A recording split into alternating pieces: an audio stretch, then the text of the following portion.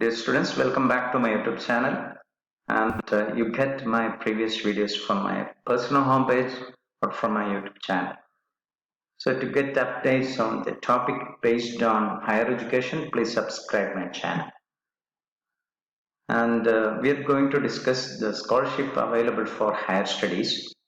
In the previous video, we discussed what are the types of scholarship that is available for science students.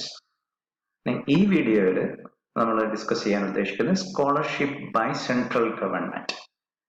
ഏറ്റവും പ്രധാനപ്പെട്ട ഈ പറയുന്ന സ്കോളർഷിപ്പുകളാണ് നമ്മൾ ഈ ഒരു വീഡിയോയിൽ ഡിസ്കസ് ചെയ്യാൻ പോകുന്നത്. ഒന്ന് post matric scholarship, 2 central sector scholarship, 3 PG single girl child, and 4th one PG scholarship for university rank holders.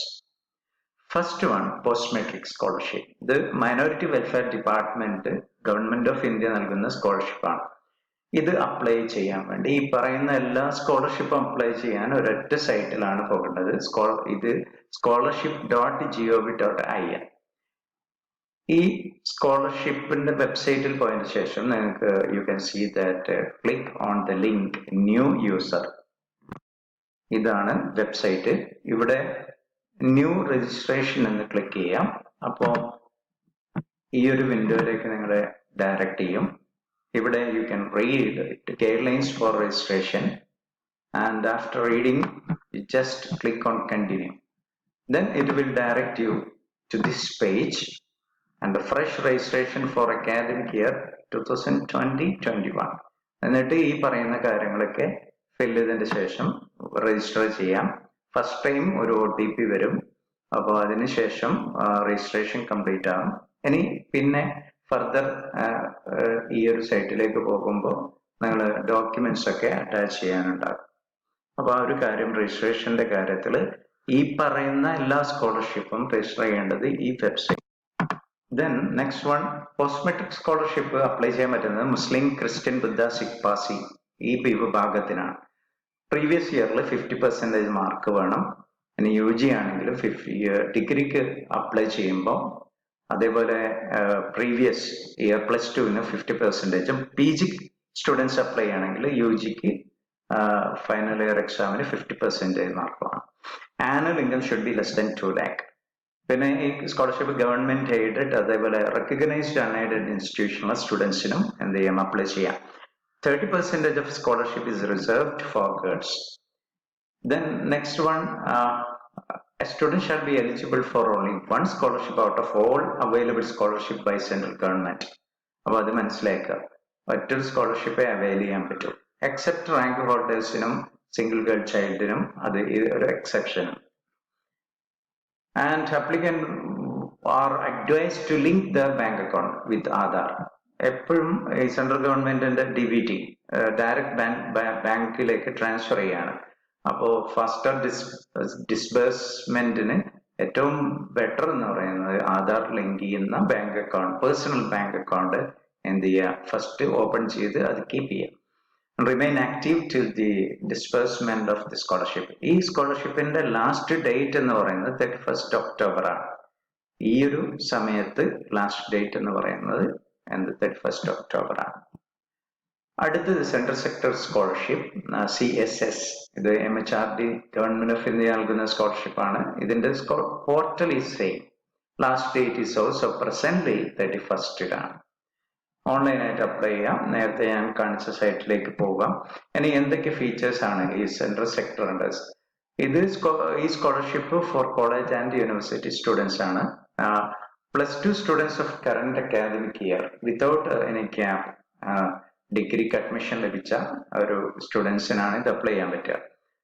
And students should be pursuing regular course, not in distance മോഡിൽ പറ്റില്ല.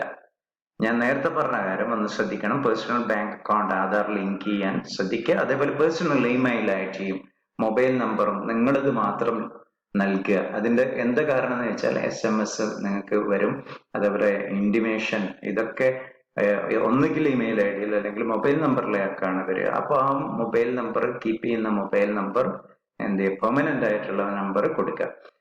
Any renewal every year you can renew. ഒരു condition ഉണ്ട് 60% mark എല്ലാ സെമസ്റ്ററിലും വേണം, അതേപോലെ 75% അറ്റൻഡൻസും വേണം. ഇനി ഇതിന്റെ എലിജിബിലിറ്റി ഓൾറെഡി നമുക്കറിയാം, മാർക്ക് 80% ആയിരിക്കണം. എല്ലാ സബ്ജക്റ്റിലുള്ള സ്റ്റുഡൻസിനും റെഗുലർ കോഴ്സിലുള്ള സ്റ്റുഡൻസിനും ഇത് അപ്ലൈ ചെയ്യാം. Income should be less than 9 lakh. ഇനി എമൗണ്ട് ഓഫ് സ്കോളർഷിപ്പ് UGക്ക് 10,000, PGക്ക് 20,000 ആണ്. ആൻഡ് PGക്ക് ഫ്രഷ് ആയിട്ട് അപ്ലൈ ചെയ്യല്ല, ഫസ്റ്റ് ഇയറിന് ലഭിച്ചു കഴിഞ്ഞാൽ PGക്ക് റിന്യൂ ചെയ്യാം. ഇതിലും central sector scholarship 50% reserved for girls and the award is for 5 years. ഇനി അടുത്തത് PG scholarship for single girl child. It's a UGC scheme. ഇതെന്തിനാ വെച്ചാൽ to support post graduate education of a single girl child. എന്താണ് single girl child എന്ന് പറഞ്ഞാൽ? Girl student without having any brother or the girl student who are twin daughters admitted in the first year PG course are eligible to apply. In either students from university can also be applied and should be taken admission in regular full-time first year master's program in a designated university or any postgraduate college. And admission to PG course in distance mode is not covered under this scheme. And ഇതിന്റെ amount എന്ന് പറയുന്നത് 36,200 per annum ആണ്. ഇത് 2 yearsനാണ് award ചെയ്യുന്നത്. Online application last date 30 October ആണ്, 30-ാം തീയതിയാണ്. ഇതിന്റെ പോർട്ടലും ഞാൻ നേരത്തെ കാണിച്ച അതേ പോർട്ടലാണ്. സാധാരണ 3,000 ഫ്രഷ് സ്കോളർഷിപ്പ് നൽകാറുണ്ട്. Awardees can avail other scholarship. One of the best attraction എന്ന് പറയുന്നത് അതാണ്. മറ്റുള്ള സ്കോളർഷിപ്പ് അവൈൽ ചെയ്യാം, മൾട്ടിപ്പിൾ സ്കോളർഷിപ്പ് അവൈൽ ചെയ്യാം, അത് കുഴപ്പമില്ല. ഏജ് വിത്തിൻ 30 years ആയിരിക്കണം. ഇനി അടുത്തത് PG scholarship for university rank holders. It's a UGC scheme. ഇത് എന്തിനാന്ന് വെച്ചാൽ to promote and nurture talents and reward meritorious students. And the scholarship may be tenable for a period of 2 years to enable rank holders of each university at undergraduate level to pursue their master's program. അതാണ് ഇതിന്റെ aim എന്ന് പറയുന്നത്.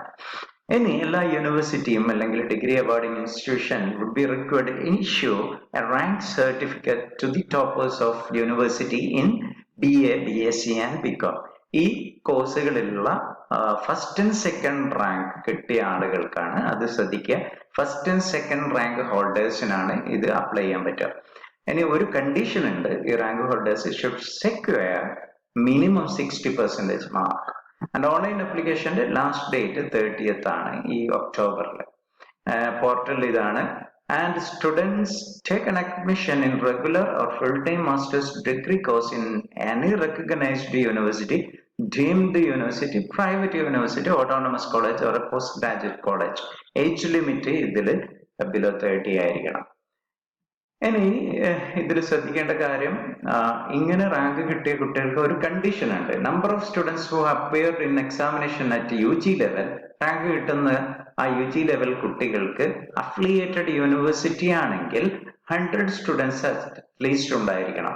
ഇനി deemed university autonomous college ആണെങ്കിൽ at least 25 students ഉണ്ടായിരിക്കണം.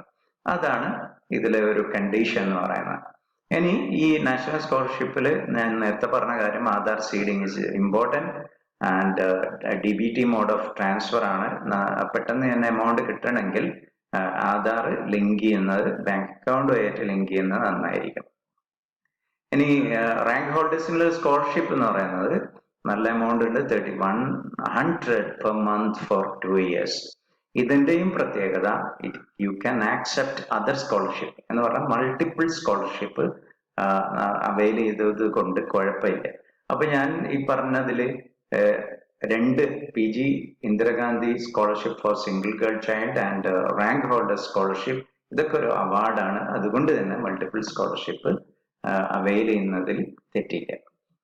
Okay, that's all about scholarship by central government, and thank you for watching. And to get next update, please subscribe my YouTube channel. That's all. Thank you.